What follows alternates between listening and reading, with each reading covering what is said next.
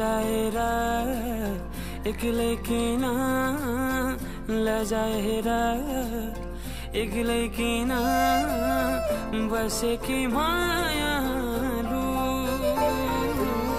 अब छाता छोड एक्लै अब छाता छोड एक्लै नौड मायालु। शिवानी तँलाई जतिसुकै भने पनि हुँदैन आफ्नो नभए नि कमसेकम घरको इज्जतको त ख्याल राख्नुपर्छ। तुरन्त बन्द गरिहाल्यो सब।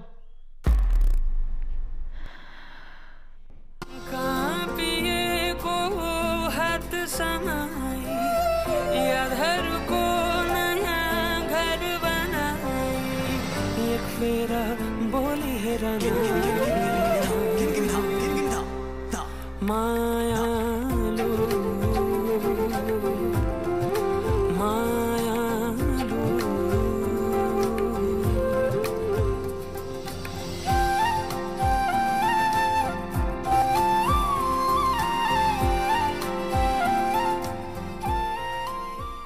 हैन सम्हाल्न सकिन्न भने जन्माउनै किन पर्यो?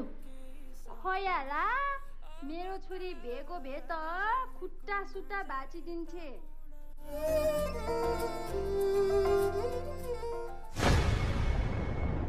हामीलाई पनि मायाले हेर शिवानी।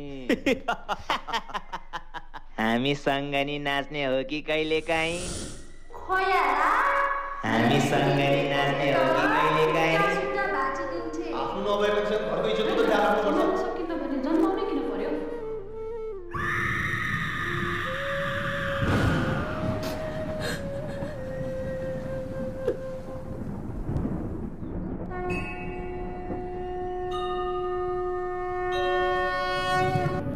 नारी हूँ म, यस सृष्टिकी चिनारी हूँ म।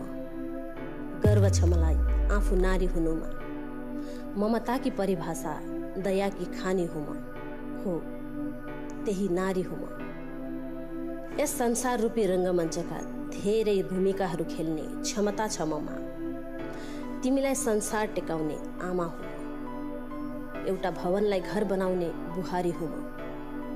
सबैको मुहारमा हाँसो छरिदिने छोरी पनि मै हुँ र तिम्रो साथ काँधमा काँध मिलाएर हिँड्ने पत्नी पनि मै हो त्यही नारी हुँ म। महिषासुरको संहार गर्ने दुर्गा हुँ म। सिङ्गो महाभारत रचाउने यज्ञसेनी हुँ म।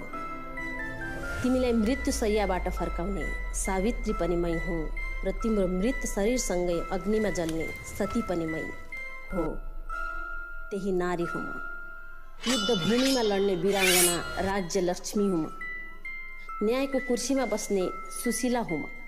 तिमीले गर्भमै तुह्याएकी भ्रूण पनि मै हुँ र मेरो सुन्दरतालाई नष्ट पारी एसिड खन्याएकी मुस्कान पनि म।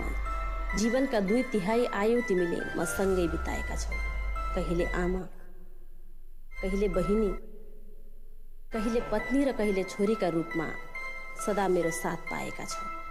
सक्छौ भने आफ्नो पुरुषार्थ त्यहाँ देखाऊ हे पुरुष हो, जहाँ वृद्ध आमा बुवा तिम्रै कारणले वृद्ध आश्रममा बस्न बाध्य छ, जहाँ एउटी चेलीलाई तिम्रो संरक्षणको खाँचो छ। होइन भने सावधान हे पुरुष हो।